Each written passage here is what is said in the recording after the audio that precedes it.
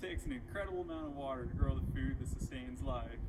If I wanted to grow an average wheat crop on the football field behind me, it would require roughly 650,000 gallons of water, or about 2.5 million liters for one growing season.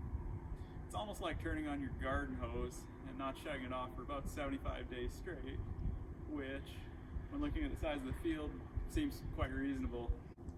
But now consider that in the United States there are about 400 million acres of crops. Thankfully, much of that cropland is sustained by rainfall, but over 55 million acres, or about 42 million of these football fields, it does require additional irrigation, and that takes a whole lot of water. One popular method of getting that large volume of water to the crops is with center pivots, where water is pumped from the source up through that top pipe and down through all the sprinklers.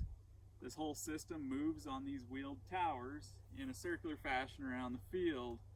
Center pivots are great because they allow the farmer to fine-tune their water application to the crop needs and apply it in a uniform layer through the entire field. In Utah, the most commonly used sprinklers look like this. This style is called mid-elevation spray application, or MESA for short. When talking about efficiency with each of these packages, I'll be referring to the percent of the water applied that gets into the root zone. Prior research has found that MESA packages are about 65 to 80% efficient, or 65 to 80% of the water they apply reaches the root zone, while the rest is lost to evaporation, wind drift, runoff, and so forth. These sprinkler heads usually have a rotating piece that wobbles or turns, creating a large circular throw pattern of varying drop sizes when water passes the nozzle and hits it. The heads are usually spaced 10 to 20 feet apart depending on where they are on the pivot. Installing these on a quarter-mile pivot usually costs between $4,500 and $6,000 American dollars.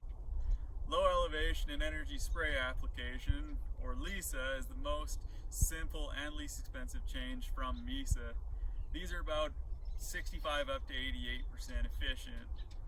The sprinkler has a jet of water that hits a grooved plate, sending streams of water in all directions.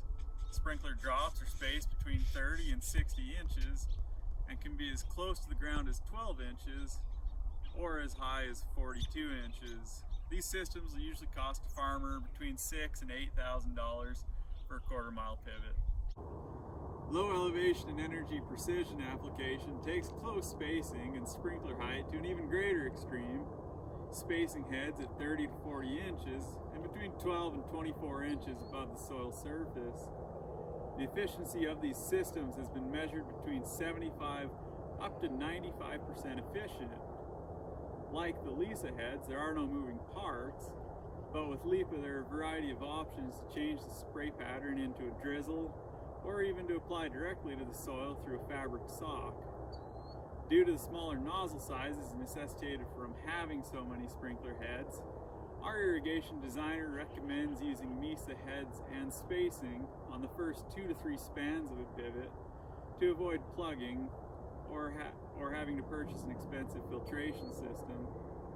These sprinkler packages will normally cost between $9,000 and $14,000 for a quarter-mile pivot. Mobile drip irrigation continues the pattern of close spacing we're seeing in the other advanced systems, but is much different. From each of these orange drops you see behind me comes a flexible section of hose, followed by this drip tape that has an emitter every 6 inches along the line. Inside the tubing is a diaphragm that meters the amount of water coming out of each emitter. These systems cost about $20,000 to $30,000 depending on the options selected, and require automated filtration, which will also add about $14,000. The expense of mobile drip irrigation greatly exceeds the cost of the other systems, but the research claims this expense can get a farmer between 90 up to 97% efficiency. So with each of these advanced systems previously demonstrating their ability to be so much more efficient than our mid-elevation spray application sprinklers so commonly used, we wanted to put them to the test on Utah soil to see if they can maintain yield while applying less water. After all, if these advanced systems don't have all of the losses of a mid-elevation system, our reduced rate should still mean the same amount of water is getting into the root zone, leading us to hypothesize that these systems would maintain yield with less water and provide a solution for farmers in our water-limited state. So stick with me and we'll learn how well these systems perform on farms across Utah.